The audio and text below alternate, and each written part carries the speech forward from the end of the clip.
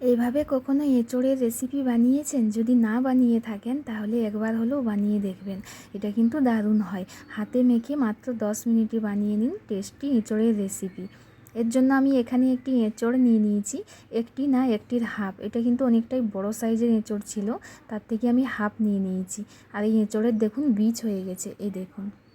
এখানে দুটি পাত্রে জল নিয়ে নিয়েছি। জলের মধ্যে আমি সরষের তেল দিয়ে দিলাম, তাহলে আঠা প্লেটের মধ্যে লাগবে না, এটা পরিষ্কার করতে সুবিধা হবে।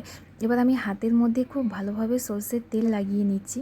অনেকেই এঁচোড় কাটতে জানেন না বা অনেকের কাটতে অসুবিধা হয়, আঠা লেগে যায়। তো কিভাবে কাটবেন সেটাও একবার দেখে নিন। আমিও আগে পারতাম না, কিন্তু এখন শিখে গেছি। আর এখানে বটিটা ছোট হওয়ার জন্য কাটতে একটু অসুবিধা হচ্ছে। এবার এভাবে মাছ বরাবর কেটে নিলাম, কেটে আঠাটা এভাবে জল দিয়ে ধুয়ে নিচ্ছি। আবার এটা কেটে নিচ্ছি। এই রান্নাটা করতে কিন্তু বেশি সময় লাগে না। যদি আপনার সব কিছু রেডি থাকে, মানে মশলা সব কিছু রেডি থাকে, তাহলে এটা 10 মিনিটের মধ্যে রান্না হয়ে যায়। এবার কুকারের মধ্যে ভাপটা বের হতে যতটা সময় লাগে। তো দেখুন এইভাবে আমি মাছটা কেটে বাদ দিয়ে দিলাম। এবার এর মাঝখান থেকে আরেকবার কেটে নিলাম। এরপরে ছিলকাটি ভালোভাবে ছাড়িয়ে নিতে হবে। এর গায়ে যদি ছিলকা থেকে যায় তাহলে কিন্তু খেতে ভালো লাগবে না। এবার আমি এভাবে ছোট ছোট পিস পিস করে নিচ্ছি। তো আপনারা যদি একটু বড় সাইজের পিস রাখতে চান তাহলে একটু বড় মাপের কেটে নেবেন। তো এইভাবে সবটা কেটে রেখাচ্ছি। তো দেখুন এখানে আমি কেটে নিয়েছি, আর একটি আলু নিয়েছি বড় সাইজের, আলুটিকে এভাবে কেটে নিয়েছি। আর এখানে হাফ কাঁঠালের হাফ নিয়েছি, পুরোটা নিইনি।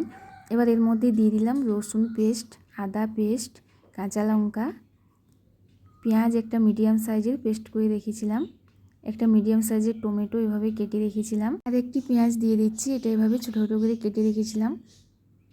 এবার এর মধ্যে দিয়ে দিচ্ছি হলুদ গুঁড়ো হাফ চামচ, ধনে গুঁড়ো হাফ চামচ, জিরে গুঁড়ো হাফ চামচ, নুন দিয়ে দিচ্ছি পরিমাণ মতো, লাল লঙ্কার গুঁড়ো হাফ চামচ, হালকা চিনি দিয়ে দিচ্ছি, গরম মশলা দিয়ে দিচ্ছি অল্প, আর এখানে সর্ষের তেল দিয়ে দিচ্ছি। তেল কিন্তু একদম নামমাত্র তেল দিয়ে এটা বানিয়ে নিব, খুবই কম তেল দিয়েছি।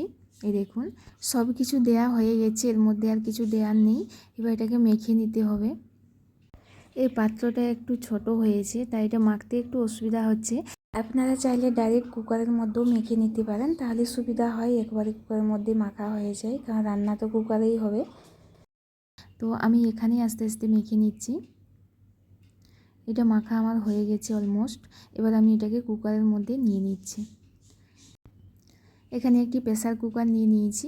এবার এর মধ্যে মেখে রাখা এঁচোড় আর আলু নিয়ে নিচ্ছি।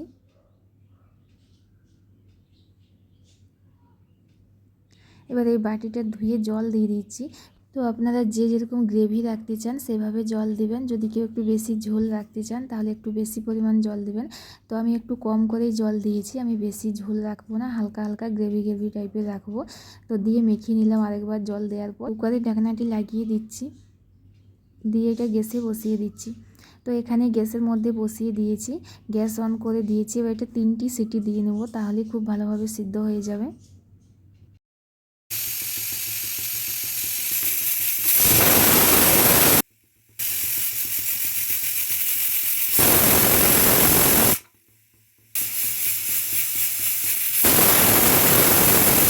3টে সিটি দিয়ে দিয়েছে। এবার আমি গ্যাস বন্ধ করে দিয়েছি।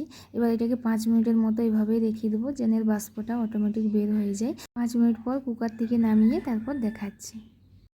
তো এই দেখুন এখানে আমি নামিয়ে নিয়েছি। তো দেখুন দেখতেও খুব সুন্দর লাগছে, এটা খেতে খুবই ভালো হয়।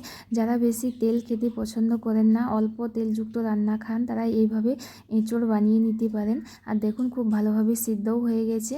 কিন্তু আপনারা ভাবছেন হয়তো মশলার কাঁচা গন্ধ থেকে যেতে পারে, কিন্তু না, এর মধ্যে কোনো রকম কাঁচা মশলার গন্ধ থাকে না।